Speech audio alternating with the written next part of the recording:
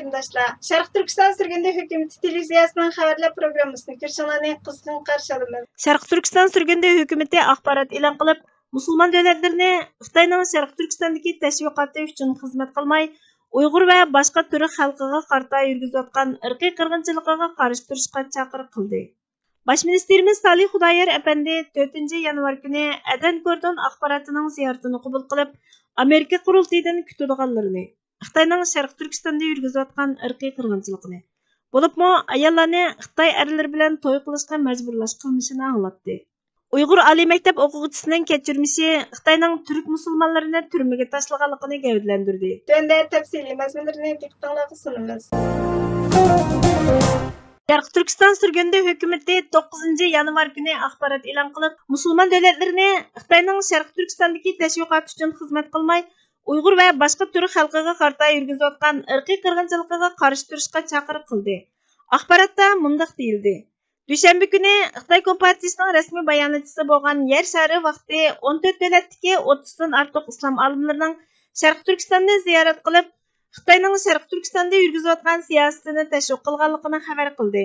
Axborotda e'lon qilingan xabarga qaraganda, Dunyo musulmon jamiyati kengashi rahbarligidagi bir musulmon hay'ati Arab Birlashma Xalifaligi, Saudiya Arabistoni, Misr, Suriya, Bahrayn, Tunis, Bosna Hersek, Kuvayt, Janubiy Sudan qatorliq davlatlardan kelgan vakillar yaqinda ishg'ol qilingan Sharq Turkistonni ziyorat qilib, Xitoyning Sharq Turkistonni ishg'ol qilish, irqiy qirg'inchilik yurgizish, mustamlika qilish harakatini inkor qilish va oqlashtirishchiligini tashviq qilish qurolining rolini o'ynadi.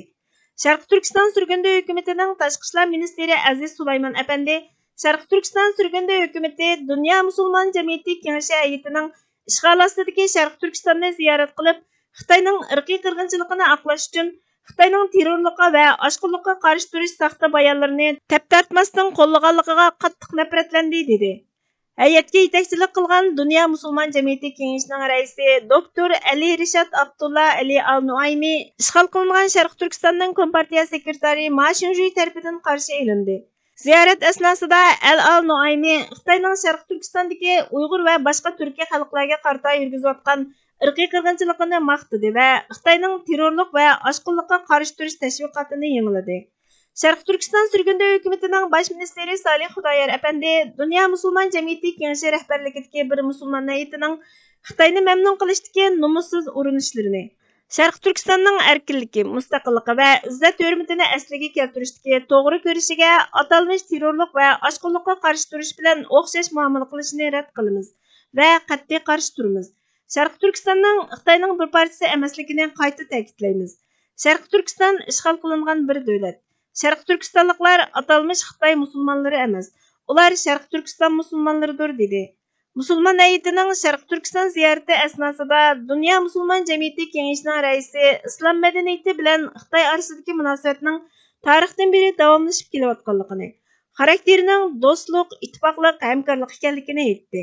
Sharq Turkiston sürgünde hökumatining prezidenti G'ulom Osmon Yag'ma apandi Dunyo musulmon jamiyati kengashining kechirim so'rashini, Xitoyning musulmon ko'p sonliqni egallaydigan Sharq Turkistonning milliy ko'rishini shaytonlashtirish tashviqotini qo'llashdan voz kechishini umid qilamiz dedi.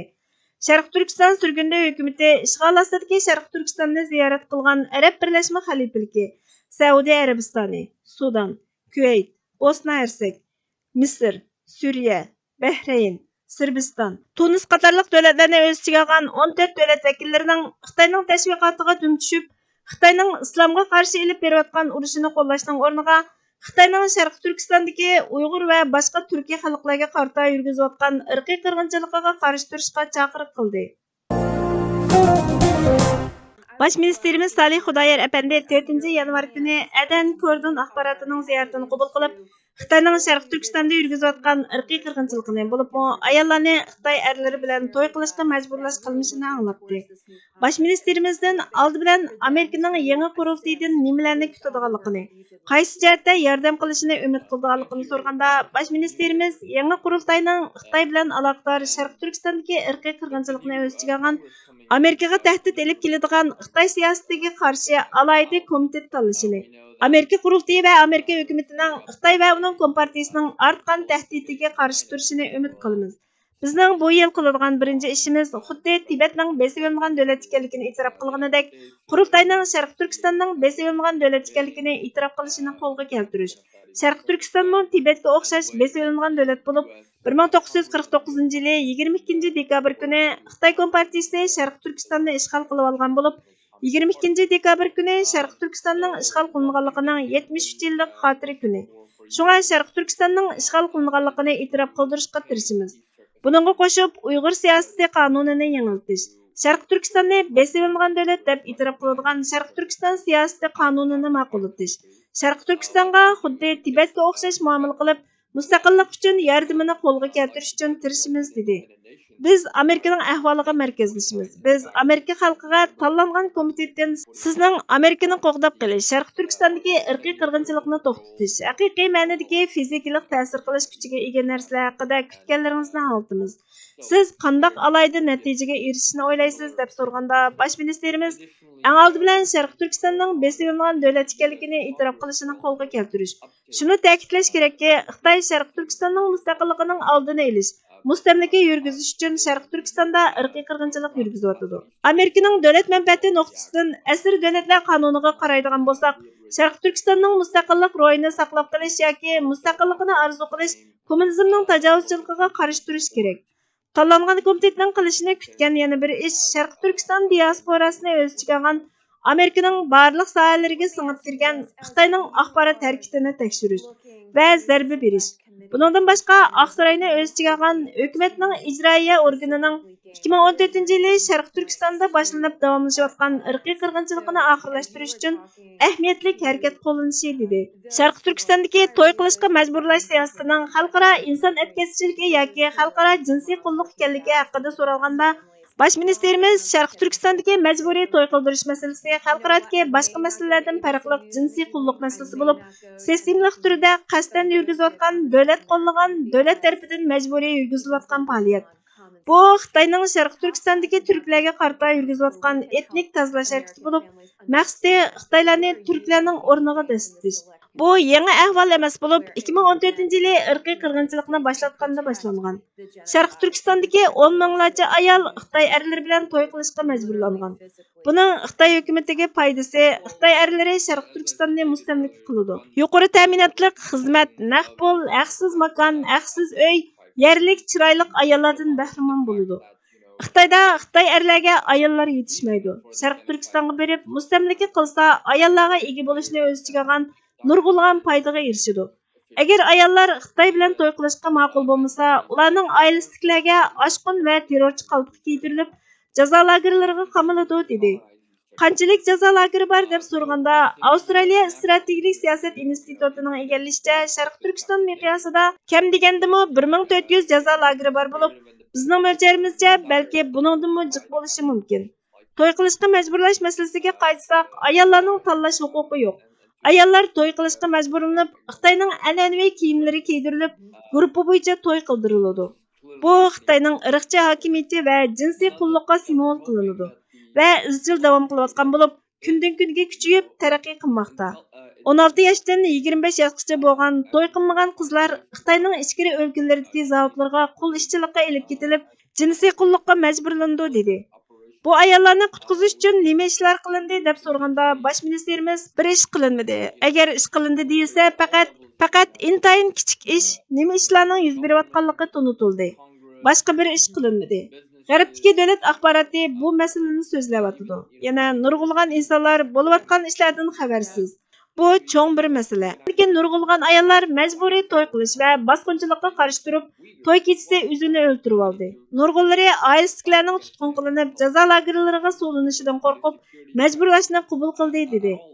Lagerlardan nima ishlarning yuz berayotganligi so'ralganda, lagerdan chiqqan shahidlarning aytishicha, bosqinchilik qilish, mingsini yuvish, qattiq qiynash, dori ichkizib zaharlash, organlarini sug'urib olish, jasad ko'ydirish o'choqlarida ko'ydirib yo'qotib o'tish qatorliq vahshiy qilmishlarni yurgizayotganligini aytdi. Uyg'ur oliy maktab o'quvchisining kechirmishi Xitoyning turk musulmonlarini turmaga tashlaganligini gavdalantirdi. Xalqaro kechirim tashkilotining 3-yanvar kunidagi xabariga qaraganda, Zuliyar Yasinning Xitoy virusi sababli sotlanishi 2023 yılı 4 yanvar günüge kechiktirilgan. Ailesidagilarning aytishiga qaraganda, u qamoqxonada nurg'unlagan azob uqubatlarni tortgan. Xalqaro kechirim tashkilotining bayonotiga qaraganda, Xitoyning Sharq Turkistondagi turk musulmonlarini qonunga xilof holda tutqun qilishining bir o'rnak sifatida seshanba kuni Zuliyar Yasinni sotlaydi ekan. Kechirim tashkilotining egallishicha, Zuliyar Yasin 2021 yili tutqun qilingan bo'lib, ailesiga 5 yillik muddatli qamoq jazosi berilganligi uqtirilgan. Xalqaro kechirim tashkilotidan Gevinli bu qitimqi da'voning Xitoyning Uyg'ur va boshqa turkiy xalqlarga qarata yurgizayotgan vahshiyligining kichikgina bir misoli. Xitoy hukumat mashinasining qanday ishlaydiganligining bir ko'rinishi ekanligini aytdi. Uning ota-onasining aytishicha, Xitoy uning bo'lginchilik qilganligiga aloqador hech qanday dalil isbot bilan ta'minlayolmagan. 25 yoshlik Zuliyar Yasin Fujian universitetining yer boshqarish va o'rmonchilik fakultetini o'qigan bo'lib, eng oxirgi o'qish yilida Urumchida praktika qilayotgan vaqtida tutqun qilingan. Chunki u 2014-yildan 2016-yilgacha Istanbul universitetida moliya kasbini o'qigan. Xitoy ichildigan davoni hargizmi oshkorlanmaydigan bo'lib, Xalqaro kechirim tashkiloti bu ahvollarni Zuliyar Yasinning Gollandiyadagi hammasidan uqqan. Xalqaro kechirim tashkiloti Birlashgan Davlatlar Tashkilotini o'z ichiga olgan xalqaro jamiyatni Xitoyning Sharq Turkistonda yurgizayotgan irqiy qirg'inchiligiga qarshi hassilab tadbir olishga chaqirdi. Xalqaro kechirim tashkiloti 2021 yili 6-oyda doklad e'lon qilib, Xitoyning qilmishlarining insoniyatga qarshi jinoyat bo'lganligini isbotladi. Kechirim tashkiloti yana doklad e'lon qilib, lager va turmalarni taqashni talab qildi. Xalqaro kechirim tashkilotini o'z ichiga olgan 200 dan ortiq tashkilotning Birlashgan Davlatlar Tashkiloti kishilik huquq komissarligiga sungan talablari texi oshkorlanmadi. Shiddatlik zulmat qorong'uligidan keyin eng tez suratda yetib kelish harpisida turgan oydinlik bizni hali ham kutib turibdi. Biroq ma'lum bo'lmoqdaki, insonligimizni allaburun xatar rayoniga akirib qo'yib, jismimizni, quruq iskeletimizni elib qochish ko'yida yurmoqdamiz. Ro'yimizni go'rga qo'yib turib olgan bu qochish qarorining xato tanlashlarning davomi hamda eng qo'rqinchlisi ekanligiga diqqat e'tiborimiz tayinliqdek. İbret savoq og'idek holimizmi chaqliqdek. Halbuki hayotlik dasturimiz navbatdagi sakratlik holatimizga qaramay, o'zining jaranglik sadolari bilan har birimizni mavjudlik krizisimizda to'g'ri tanlashga ega bo'lishga va haqiqat tomon ilgirlab, ziyonni takror sodir qilmaslikqa shu tarzda chillab kelmoqda edi. Ey millat, bas, yetar, o'yg'on. Zaman bilan qasamki, inson haqiqatan ziyon ichida. Faqat iymon etgan, yaxshi amallarni qilgan, bir-biriga haqni tavsiya qilishgan, bir-biriga sabrni tavsiya qilishgan kishilar ziyon tortmaydi. Asr surasi Burhan Muhammadning Xo'roz tug'ishi kerakmi nomli yozmasidan elindi. Hurmatli ko'ruvchilar, xabarlarimizni ko'ngillar uchun ko'p rahmat. Kelar qitimli programmamiz ko'rishguncha Allohga omonat bo'lgaysizlar.